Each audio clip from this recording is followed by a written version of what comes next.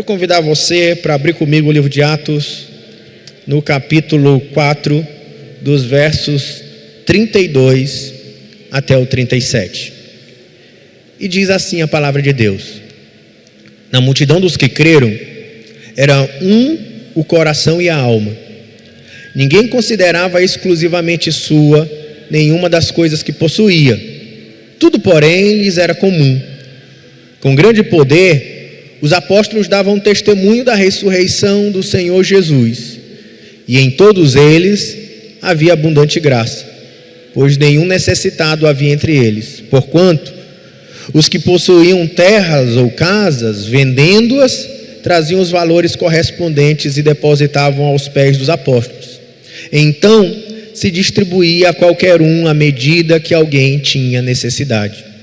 José, a quem os apóstolos deram o sobrenome de Barnabé, que quer dizer filho da exortação, levita natural de Chipre, como tivesse um campo, vendendo, trouxe o preço e depositou aos pés dos apóstolos. Vamos orar mais uma vez.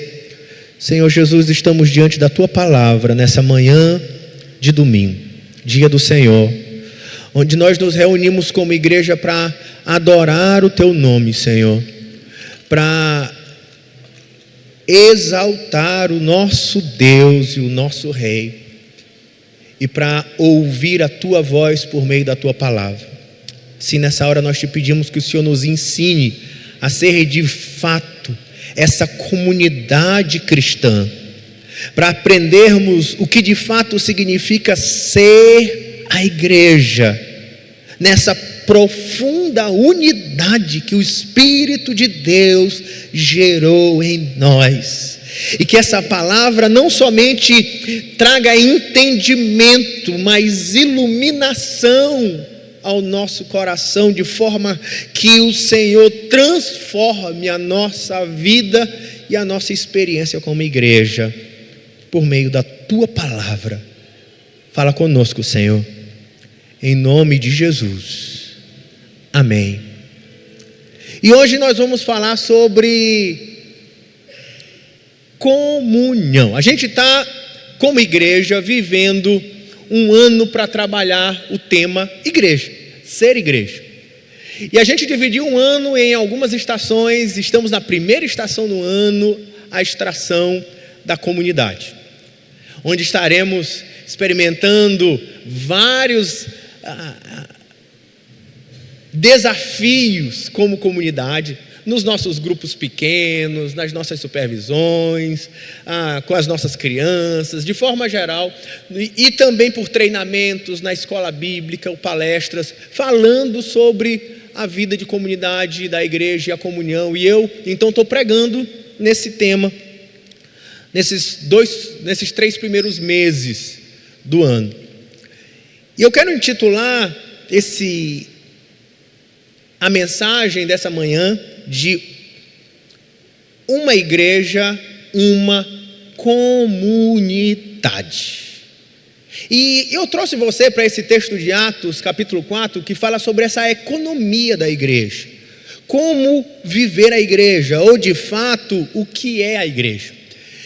E a gente pensa a igreja como um lugar que a gente frequenta dia de domingo. A gente vai para cantar alguns hinos, para ouvir um sermão, para apertar a mão dos irmãos e ir para casa.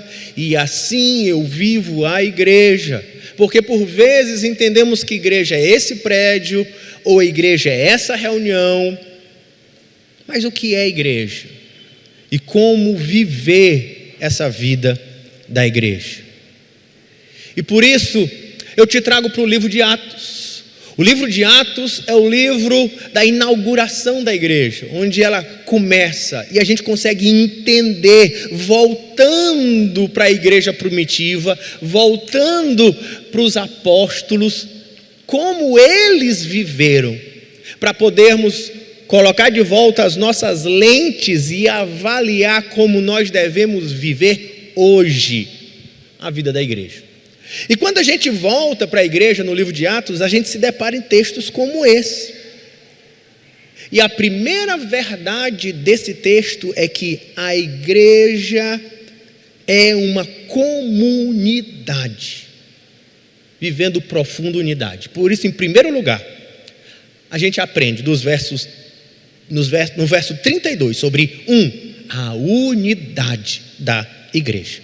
Verso 32: da multidão dos que creram, era o coração e a alma. Olha o que diz o texto. Eles eram muito mais do que um grupo de irmãos que se encontravam no pátio do templo de Jerusalém, uma vez que aqui, ainda no capítulo 5, ela é uma igreja que está exclusivamente em Jerusalém. Ela é uma igreja que muito mais fazia do que frequentar reuniões, mas eles tinham um só coração, uma só alma. O que isso quer dizer? Eles viviam em profunda unidade. E é interessante que, como ele define essa unidade, o que significa ter um só coração e uma só alma? Muitas igrejas dos nossos dias entendem que unidade tem a ver com doutrina. Nós concordamos com os pontos doutrinários.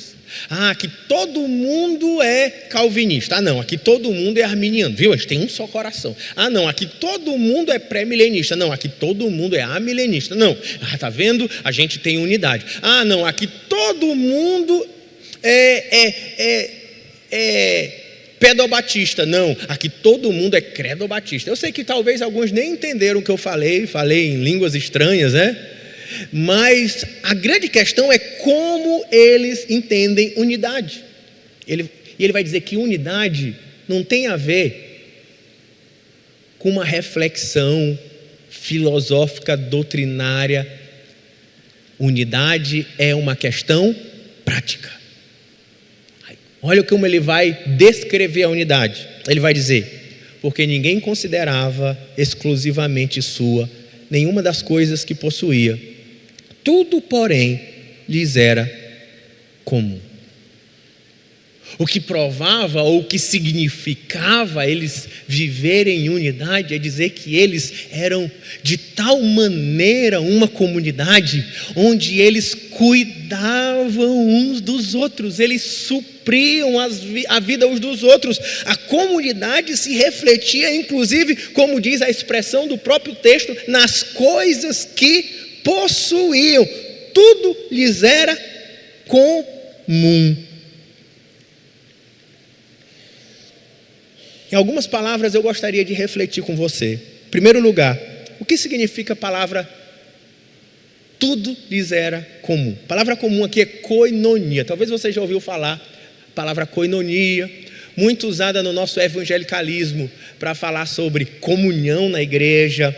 Mas a palavra koinonia é uma palavra que dentro do mundo grego tinha um significado muito especial, porque ela era uma palavra que tinha um significado para a filosofia grega.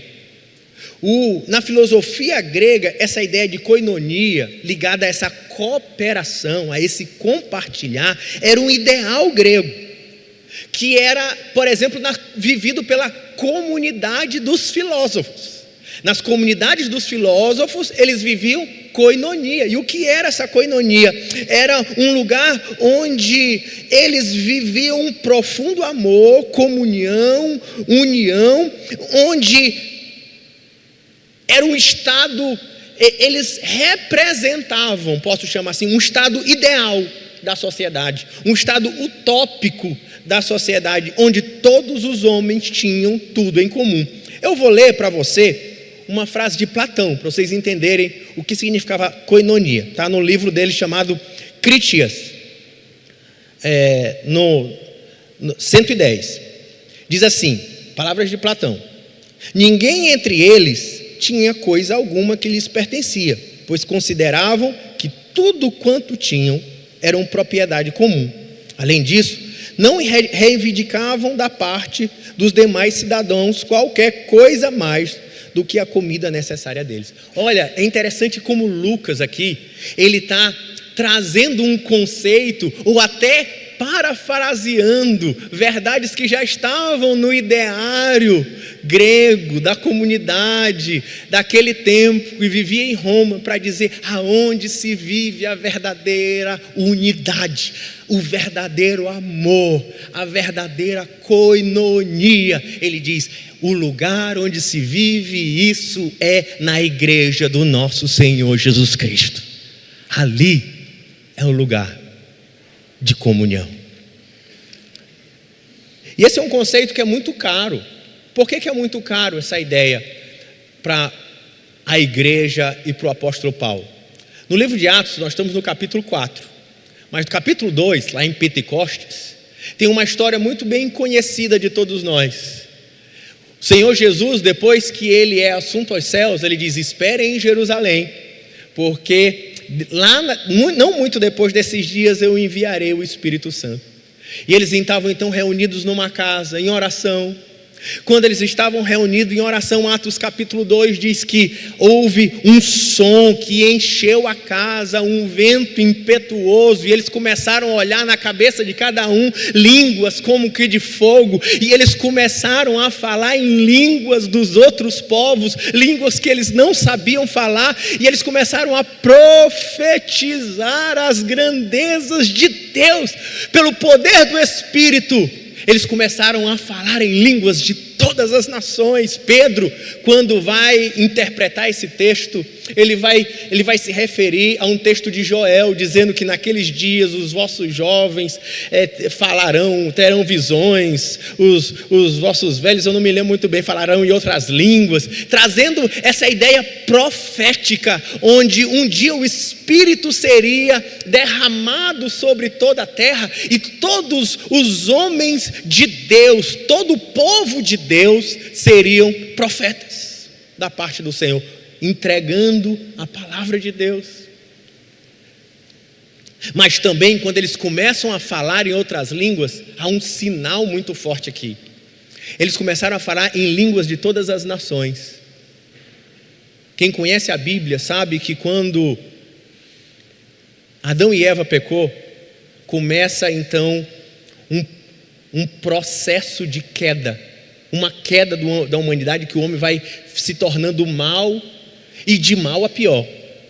Quando ele cria o homem e a mulher, representando ali a humanidade sendo criada. Como é que era a humanidade representada em Adão e Eva? Osso dos meus ossos, carne da minha carne. A humanidade foi criada para viver em perfeita harmonia e unidade. Mas depois do pecado, em Gênesis capítulo 3, e em diante, no capítulo 3, vai dizer que aquela humanidade que vivia em perfeita unidade começa a entrar em guerra. Diz: o teu desejo, era uma das consequências do pecado. Deus diz para Eva: o teu desejo será contra o teu marido e ele te dominará. Aquilo que era osso dos meus ossos, carne da minha carne, agora é disputa, agora é guerra.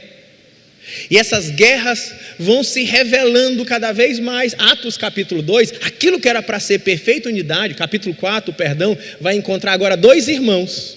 E o que um irmão faz com o outro? Eu estou dizendo a palavra errada, é Gênesis, né?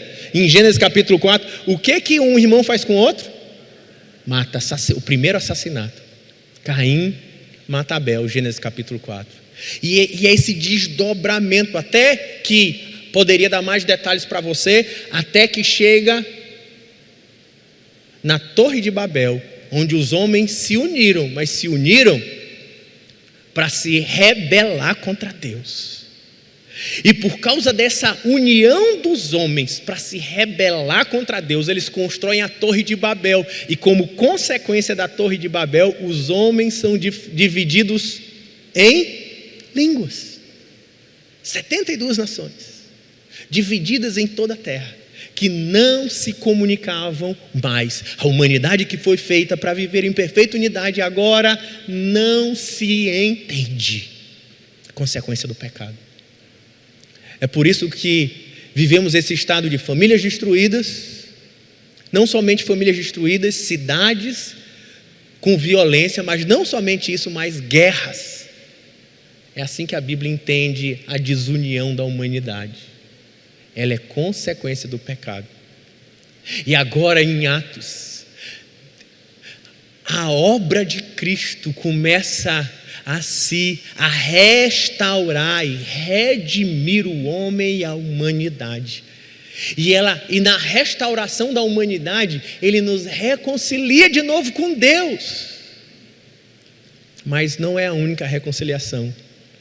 Os homens que estavam divididos em línguas de todas as nações, em Atos capítulo 2, pelo poder do Espírito, agora voltaram a falar pelo Espírito e se entender.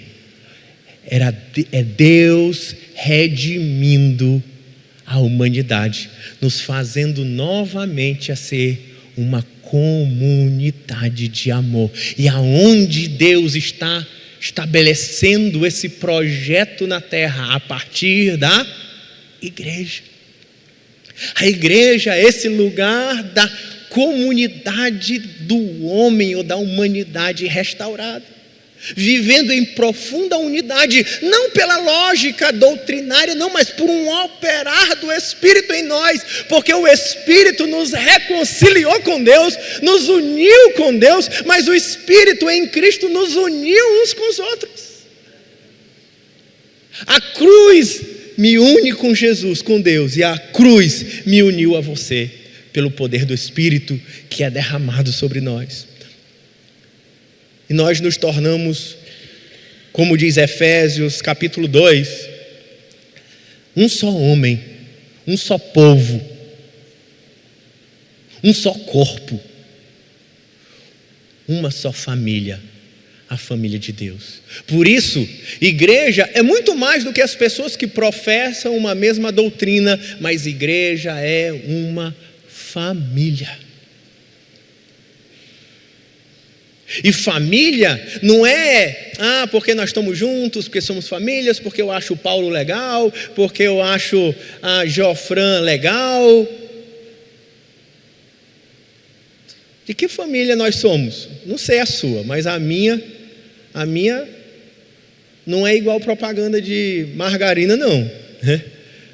Família é complicado, porque nós somos gente, mas o Espírito nos uniu para nos amarmos, para vivermos em comunidade, sermos uma família. E como é que vive essa família? Aí uma expressão, Deus nos uniu, 1 Coríntios capítulo 12, fez de nós um só corpo. O que significa um só corpo? Você não consegue ser cristão sozinho. Vou repetir. O Espírito nos uniu e você não consegue ser cristão sozinho, porque fomos ligados ao corpo. De tal maneira que eu não sou o mesmo membro que você. Talvez eu sou o pé, você é a mão. Geofran é o pescoço, né? Ou a carne de pescoço, né?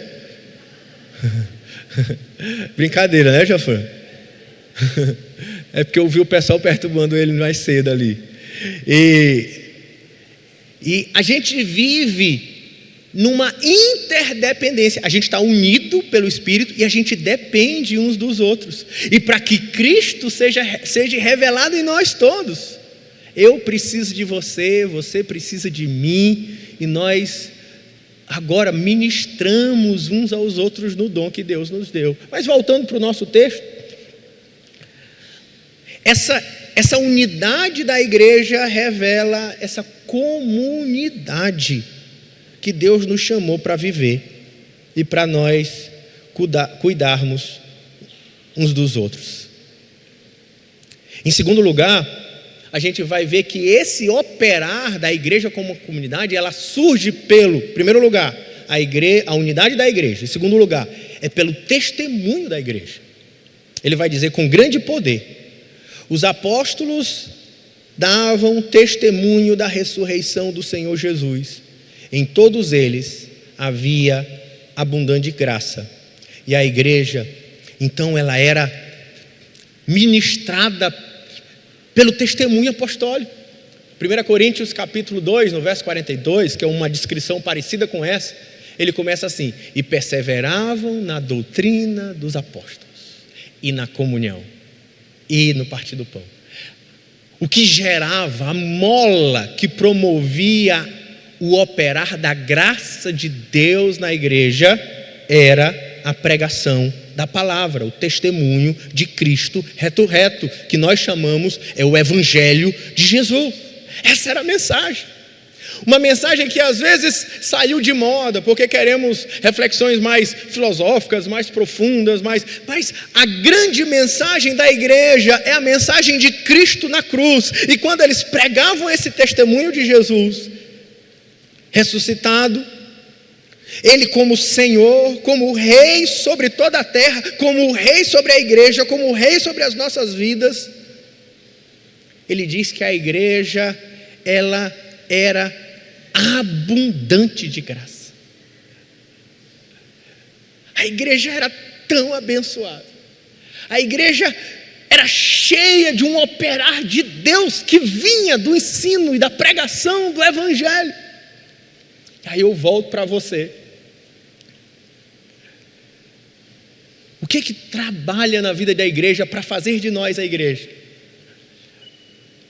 É a palavra de Deus e o Evangelho do nosso Senhor Jesus Cristo. Ela é o instrumento que Deus usa no poder do Espírito para formar a igreja. A palavra de Deus tem um valor tão grande que quando eu volto para você, para a base de Atos, que é Atos capítulo 2, de Pentecostes, quando o Espírito é derramado sobre a igreja, fundando a igreja, o que eles fizeram? Falaram a palavra de Deus.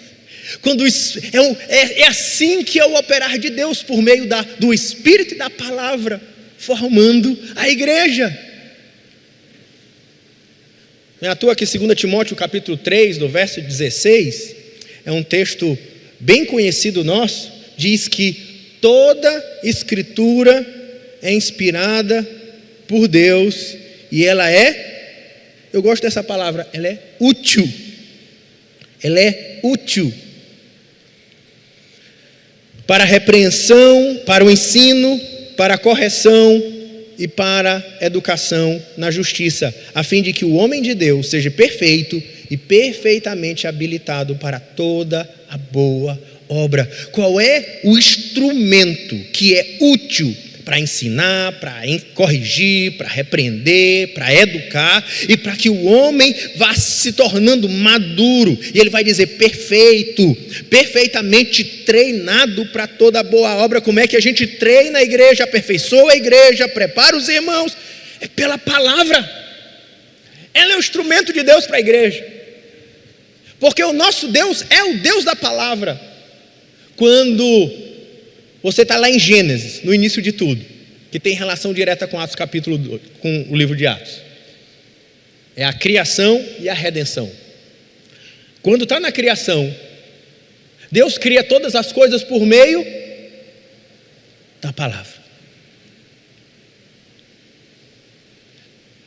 Quando a gente está em Gênesis, quando Deus se revela a Adão e Eva, o que a gente sabe de Deus? A gente sabe a cor dos seus cabelos, o tamanho do seu pé.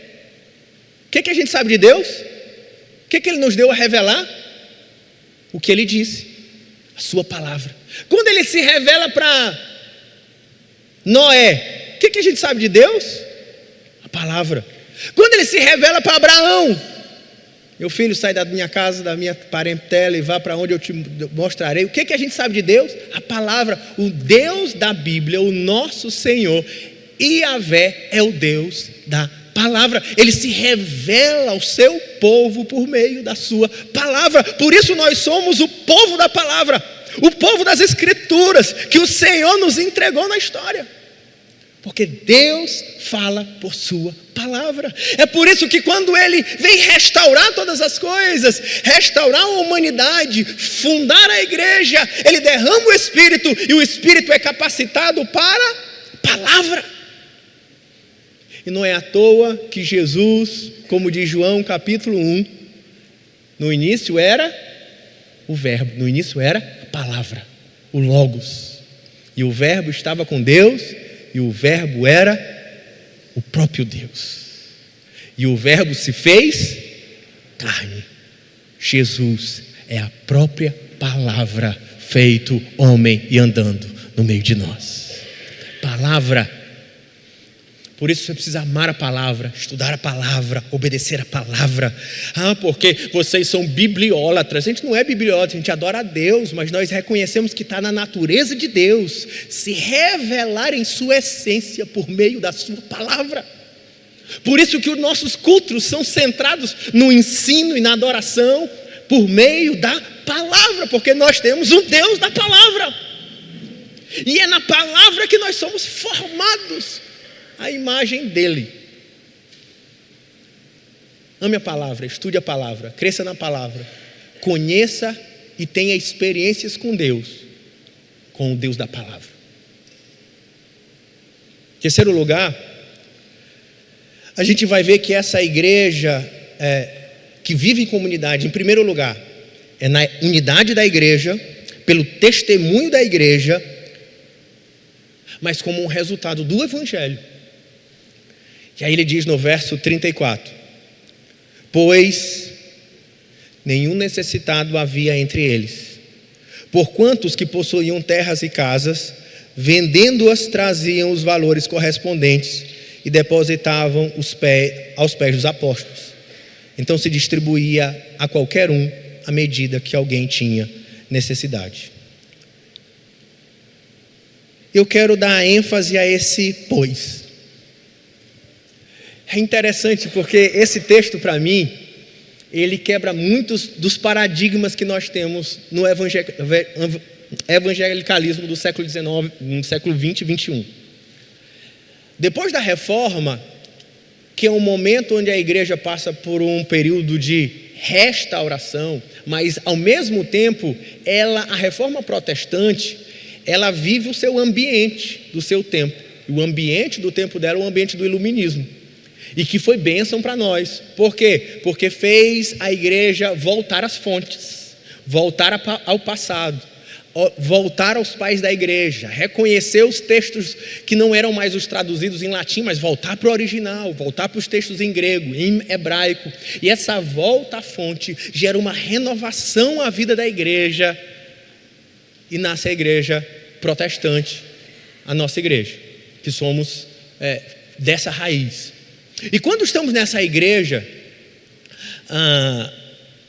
vivendo, essa igreja, fruto do iluminismo, em algum aspecto ela valorizou a razão, e essa razão fez a gente achar que tem a ver com igreja, tem a ver com doutrina. Tudo é doutrina. Como é que eu sei que uma pessoa está bem discipulada? Ela sabe explicar o plano de salvação de cor. Oi, eu quero que todo mundo saiba, mas a gente tem. Pronto. Se ela entendeu, é o que a gente precisa. Precisa de compreensão. Então a gente vive a igreja como se fosse uma grande escola e não uma grande comunidade. Muitas igrejas começaram a se tornar igreja como se fosse uma grande sala de aula e não uma grande comunidade. Mas quando Atos vai dizer qual é o efeito, qual é a prova de que o evangelho alcançou aquele povo, ele vai dizer: pois, como é que eu sei que havia grande graça? Que a palavra de Deus, que o evangelho, que a palavra de Deus era a mensagem de Jesus ressurreto. Como é que a gente sabe que esse evangelho produziu grande graça na vida dos irmãos? É porque eles sabiam muita doutrina. Ele não vai dizer não, ele vai dizer: pois nenhum necessitado havia entre eles. Essa era a prova do evangelho. É como se ele quisesse dizer: como é que eu sei que alguém teve um encontro com o evangelho? Está dizendo: olha para a vida dele e vê se ele conseguiu vencer o egoísmo, o individualismo, se ele deixou de centrar a vida no seu próprio umbigo, nos seus próprios interesses, e agora ele vive uma vida de amor prático uns com os outros. A prova de que o evangelho nos alcançou é que o evangelho nos uniu para cuidarmos uns dos outros. Eu quero fazer algumas aplicações aqui sobre isso. Em primeiro lugar, primeira aplicação para esse terceiro ponto, lembrando que nós estamos falando de uma igreja, uma comunidade, em primeiro lugar, a unidade da igreja, em segundo lugar, o testemunho da igreja, em terceiro lugar, o resultado do evangelho. E quando estiver falando sobre esse resultado do evangelho, eu queria fazer algumas reflexões aqui. Em primeiro lugar, de que existe uma discussão que eu vivo na igreja, eu sou crente há mais de 30 anos.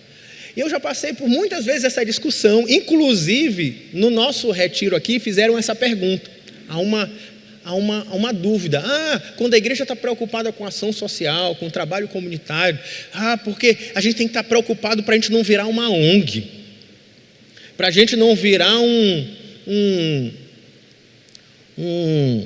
trabalho social, nós somos igreja. Eu falei, sabe qual é o problema às vezes? A gente não consegue entender o todo das escrituras, ou unir as coisas. Por quê? Porque a gente parece querer separar as coisas em caixinhas. Ou eu evangelizo, ou eu prego o evangelho, ou eu faço ação social. Olha como o texto faz. Ele diz assim, que a pregação do evangelho promove trabalho social. Não dá para separar em caixinha. Dizer, ou eu faço isso, ou eu faço aquilo. Ele diz que o trabalho social, de compartilhar o que tem, ajudar os necessitados, é a prova de que o evangelho fez efeito no meio da igreja. Então as duas coisas, elas andam juntas. E é interessante a gente pensar como igreja, nesse sentido, de que essa é a vida da igreja. A vida da igreja é, nós precisamos estar ligados uns com os outros, de forma que nós cuidamos uns aos outros. E aí eu vou usar isso agora como alguns exemplos genéricos, mas talvez seja você que eu esteja falando. Quantos de nós aqui, por exemplo, não ficaram desempregados e a sua célula fez supermercado por você? Estou falando de um mundo utópico não, estou falando dessa igreja, porque eu vi, eu já participei. Não já pagaram sua conta de luz, não já fizeram vaquinha, tirou do seu bolso. Alguns vão dizer, mas ninguém considerava, como diz o texto, pois nenhum necessitado havia entre eles, porquanto os que possuíam terras e casas, vendendo, traziam os valores correspondentes e depositavam aos pés dos apóstolos. Perdão, não era isso que eu queria falar. No verso 32. Da multidão dos que creram, um só coração e a alma. Ninguém considerava exclusivamente sua nenhuma das coisas que possuía. Tudo, porém, lhes era em comum. Aí alguém pode dizer assim, isso é num mundo que não existe mais, não dá para viver isso. Porque parece que a gente tem dificuldade de ler a vida. O que ele está dizendo é que é meu, e o que é meu, mas pode ser seu no dia da sua necessidade. Onde a gente pode compartilhar. Isso é tão bíblico. Eu sei que eu estou falando isso e eu estou provocando porque já está funcionando na sua cabeça em padrões de uma economia social. Eu sou de esquerda, eu sou de direita, meu Deus, esse pastor está se corrompendo de caminhos filosóficos. Estou falando de Bíblia. E o texto que o pastor, sem combinar comigo, mas que o pastor Francisco leu hoje, capítulo 8, no verso 12, vou ler de novo. Olha como ele descreve a vida da igreja. Porque se a boa vontade será aceita conforme o que o homem tem, não segundo o que não tem, porque não é para que os outros tenham alívio e vós sobrecarga, mas para que haja igualdade, suprindo a nossa abundância no presente a falta daqueles, de modo que a abundância daqueles venha a suprir a falta desses, e assim haja igualdade. O que o texto está dizendo? Que se um dia você tiver em aperreio, Deus vai te suprir, botando dinheiro no bolso do seu irmão. Só que a gente é tão individualista que a gente acha, Deus abre, enche o meu, Deus vai te suprir. E às vezes ele vai usar alguém da sua comunidade de fé. Deus vai fazer prosperar alguém conforme a sua capacidade. É o que diz o texto dos talentos, né? É o que ele diz aqui também, que Ele vai dando conforme a capacidade. Verso 35, a gente ainda vai chegar lá. Será distribuída com alguém, à medida que alguém tinha necessidade. Vai sendo, não é que a gente vai pegar e dividir por igual, é um comunismo, não é isso não. À medida que alguém vai tendo necessidade, a gente vai compartilhando e suprindo, de forma que não falte a nenhum. E aí eu preciso trazer outros exemplos aqui, da nossa igreja. Eu estou trazendo exemplos da nossa igreja. Eu sei que esse exemplo já foi dito várias vezes, mas ele se tornou uma referência para nós. A irmã Elane, cadê a irmã Elane? Está aqui hoje? Está viajando. Liderando a célula, tem a irmã Ana Lídia, que fica com câncer, tem um filho, sai do emprego, ganhava um bom salário, mas começa a receber do INSS. É INSS? Acho que é, né? Um pouquinho, não dava para suprir. Ele era uma célula de jovens, moças de 18, 19, 20. E o interessante é que a Elane nunca veio para o caixa da igreja dizer: olha, instituição. Não, Elane com as meninas se revezavam, ficando com o filho dela, ficando na casa dela, fazendo o supermercado dela, levando ela para o hospital, ficando ao lado dela na hora das químios, dormindo na casa dela quando ela não estava se sentindo bem. A célula, vivendo igreja. Para nós, essa vida de compartilhar o que temos precisa nos inspirar a entender o que é viver essa comunidade, que, por exemplo, na nossa igreja, não estou falando de outras igrejas, só para iluminar você, coisas que talvez você nem sabe, mas que pode te inspirar a viver também. Nas igrejas nossas como Vila Luizão, Vila Tamer e outras, vivem uma experiência que a gente não vive aqui no Turu, porque é uma relação, é uma situação um pouco diferente em alguns aspectos. Lá, começou na Vila Luizão esse projeto. Muitas das pessoas não moram em casas, ou moram em casas em estado, casa de taipa, etc.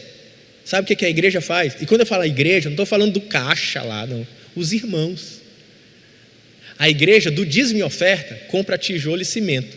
E todo sábado, eles vão para casa, é a comunhão da célula. Eles vão para a casa de alguém e constroem a casa dela, em forma de mutirão.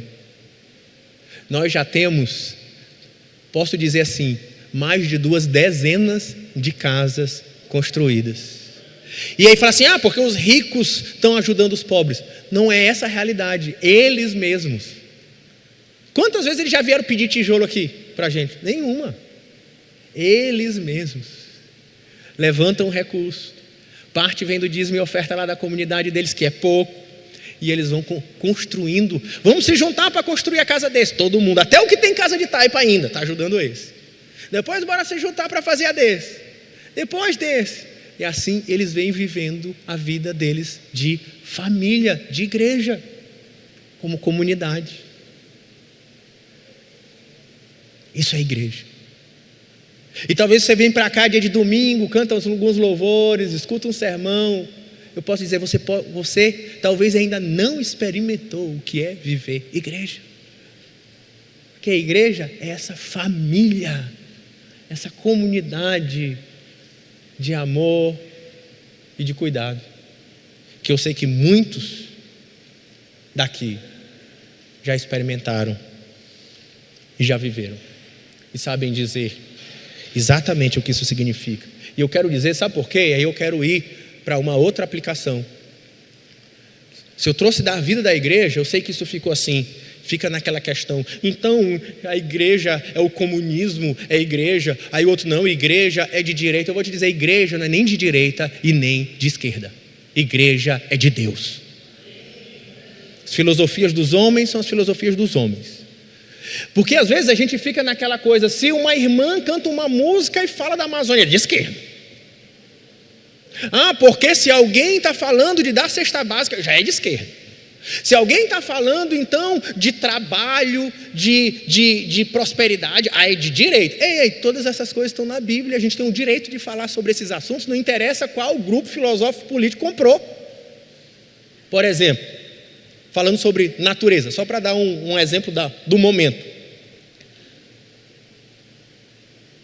Porque a pauta da preservação do meio ambiente é uma pauta de esquerda, a igreja não se envolve com isso. Vou dar um exemplo. Gênesis 2, capítulo 5, diz que o Senhor nos entregou a terra para guardá-la. É responsabilidade do povo de Deus guardar e proteger o meio ambiente, a terra. É bíblico. Não interessa qual grupo político comprou a pauta. Sobre a questão de cuidar dos necessitados, a pauta de esquerda. Peraí. É interessante que quando ele diz essa frase aqui, verso 34, que é onde a gente está, pois nenhum necessitado havia entre eles, Deuteronômio. Se você vai para Deuteronômio capítulo 15, nos versos 4 até a 11, você vai ver que essa é uma expressão tirada diretamente da lei de Israel.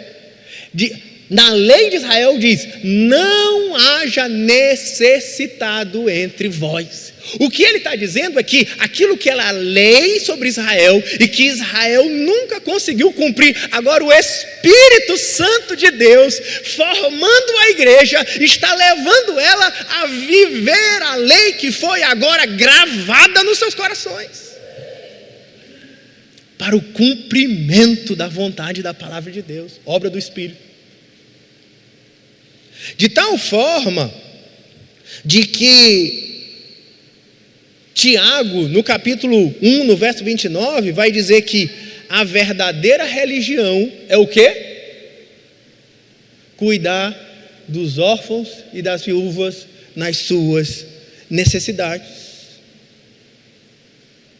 Gálatas capítulo 2, no versículo 10, quando o apóstolo Paulo vai defender o seu evangelho pela graça, ele diz assim, o que eu estou defendendo para vocês, eu combinei no concílio apostólico, e eles pediram que eu não esquecesse apenas de uma coisa, que eu podia ensinar o evangelho da graça para os gentios, como eu estou fazendo, Gálatas 2:10, ele diz, mas que eu não esquecesse apenas de uma coisa, de cuidar dos órfãos e das viúvas nas suas necessidades. Não é pauta de ninguém, é vida cristã. Palavra de Deus, seja quem compre a pauta aí. A gente vive porque a gente é crente. Quando diáconos foram estabelecidos em Atos capítulo 6, não era para cuidar de porta nem de ser vigia de carro. Atos capítulo 6 era para quê? Para que essa distribuição de alimento dos necessitados pudesse sair da mão dos apóstolos, que pudessem se dedicar ao ensino da palavra e à oração, e os diáconos cuidavam dos necessitados. É obra da igreja. Aí você pensa, então a igreja é comunista. Não tem nada a ver com a filosofia. Vou dar um exemplo para você. Porque duas coisas que nos fazem totalmente diferentes do comunismo, tirando preposições filosóficas, que é a questão do materialismo. Nós não somos materialistas, não temos como coadunar com o materialismo, nós acreditamos em Deus. Mas eu vou trazer duas questões bíblicas mais simples. Quais são as questões bíblicas mais simples, que não nos colocam numa relação direta com o comunismo, com filosofia? Porque ele não está dizendo, em primeiro lugar, que o mediador de tudo isso é o Estado. Quem é o mediador de toda essa comunhão? É o Espírito. Segundo, qual é a base da nossa comunhão? Não é uma norma imposta, é a generosidade, segundo proposto no coração. Ninguém me obriga, eu dou se eu quiser, mas o Espírito vai me constranger a dar. Nós não estamos num estado nos impondo, mas nós estamos um Espírito de Deus operando em nós pela palavra, nos levando a uma vida generosa. E em terceiro lugar, por exemplo, quando o apóstolo Pedro é solto. Estava preso lá em Atos, capítulo 12. Ele estava preso. E aí ele é solto para um operar de Deus. Ele vai para onde? Para a casa de Maria, mãe de João. Significa onde os irmãos se congregavam. Que a casa era de João, da mãe dele. A gente não perdeu as propriedades. Eles não compartilharam as propriedades. E as próprias ofertas não era uma questão de obrigação. A oferta é, o que diz? A gente lê muito aqui nas ofertas: cada um contribua conforme estiver proposto no seu coração. Por isso, nossa base filosófica não bate com o comunismo. O que a gente vive é cristianismo. E esse aspecto comunitário se chama igreja. E por fim, para eu concluir, se a igreja é uma comunidade, ou seja, vivendo em unidade, por meio da pregação da palavra, produzindo esse compartilhar como um resultado da igreja, em terceiro lugar, em quarto, ela é fruto da generosidade. E essa generosidade é interessante porque ele vai dar um exemplo. E eu termino com esse exemplo, com o exemplo de Barnabé, que está no verso 36. José, o nome dele é José, a quem os apóstolos deram um sobrenome, ou poderia dizer um apelido de Barnabé, que quer dizer filho da consolação, filho da exortação. Porque a ideia aqui é alguém que se parece com o Espírito Santo de Deus. Por quê? Porque a palavra filho da consolação, paracletos, é a mesma usada na igreja para o Espírito Santo, que nos consola, que nos exorta, que nos acompanha, alguém que está ao nosso lado. É isso que é a ideia do consolo, né? Que é levita, natural de Chipre. Chipre é um lugar de minas de cobre, ou seja, terreno naquela região vale cobre, para nós vale ouro. Mas ele não foi obrigado, ninguém constrangeu ele, mas ele, vendendo, trouxe e depositou aos pés dos apóstolos. Muitos dizem que foi registrado essa oferta porque ela sustentou aquela comunidade e os necessitados da comunidade por um bom tempo. E ele fez isso por generosidade, porque não era um mandamento você vender suas coisas.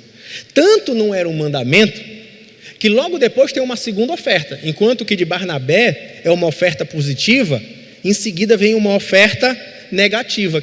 É a oferta de quem? Ananias e Safira. E quando ela oferta, ela retém uma parte e entrega a outra parte dizendo que deu tudo, mentindo ao Espírito Santo. E eu acho interessante a fala que Pedro, o Espírito Santo através de Pedro, fala para Ananias. Ele vai dizer assim, verso 2: mas em acordo com a sua mulher, reteve parte do preço, levando o restante, depositou aos pés dos apóstolos. Então disse Pedro: Ananias, por que encheu Satanás teu coração para que mentisse ao Espírito Santo, reservando parte do valor do campo? Aí olha a frase no verso 4: conservando porventura não seria teu? O primeiro argumento de Pedro é assim: se tu quisesse ficar com ele todo para ti, não era teu? Tu não tinha obrigação nenhuma de dar. Para que tu está com essa hipocrisia? Para que tu está com essa mentira? Porque a base da entrega não era uma força legal impondo. A gente tem uma obrigação, sim, de ofertar e dizimar na casa do Senhor. Mas o que nos move é um espírito de generosidade de Deus operando em nós,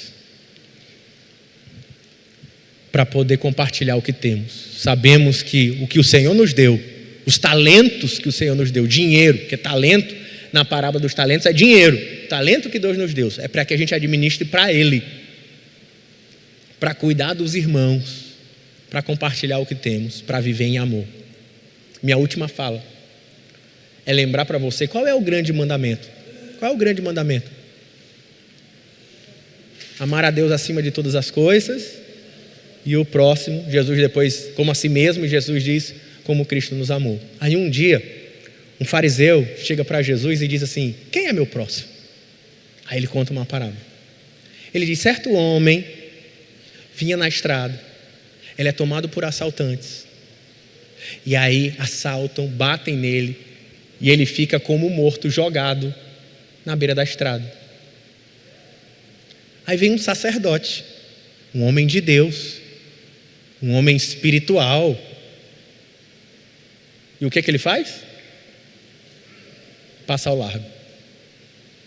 Depois vem um levita, que era alguém que também trabalhava no templo, e o que ele faz? Passa ao largo. O que ele está dizendo com isso, gente? O que Jesus está querendo dizer com isso? Será que a verdadeira religiosidade do levita, do sacerdote, tem a ver com o que ele faz no templo? Somente? Depois vem um samaritano. Os samaritanos eram considerados crente de segunda classe entre os judeus. Aí o samaritano pega aquele judeu que estava caído, leva para a hospedaria, paga a conta, compra remédio, cuida dele, diz: eu tenho que ir trabalhar, mas ainda deixa um dinheiro de sobra, dizendo: se precisar de mais alguma coisa, tem aqui, e vai embora. Aí foi essa maneira que Jesus perguntou, dizendo para eles: então quem é o próximo? Se o maior mandamento é amar o próximo, amar a Deus e amar o próximo, eu posso ser sacerdote, levita, pastor, enche louvor, líder de célula,